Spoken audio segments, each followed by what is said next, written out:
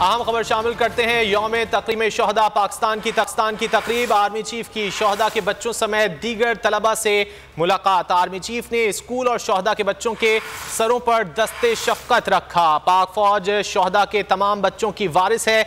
Army chief की जानिब से कहा गया, यौम तकरीम शहदा पाकिस्तान की तकरीब, आर्मी चीफ की शहदा के बच्चों समेत दीगर तलबा से मुलाकात हुई है। आर्मी चीफ ने स्कूल और शहदा के बच्चों के सरों पर दफ्तर भी रखा। आज मरकजी तकरीब का भी इनेकाद किया गया GHQ में हुए, और आज मनाजिर भी देख सकते हैं कि army chief general Asim Munir ने तलबा से मुलाकात की है, उनके सर पर दस्ते शफकत रखा है, उनसे बातचीत की है, खुशगवार मूड में नजर आ रहे हैं।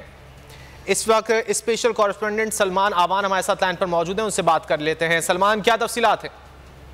जो बिल्कुल यौम तकरीम शहदा पाकिस्तान बड़ी अकीदत एहतराम और उसके साथ जोश जज्बे के साथ मनाया जा रहा है। कौम की जानिब से भरपूर अज़्म का इजहार किया जा रहा है कि शहदा की कुर्बानियों को कभी रायगां नहीं जाने दिया जाएगा, और इन्हीं शहदा के बच्चों के साथ आर्मी चीफ की मुलाकात हुई है। GHQ में मुलाकात हुई है।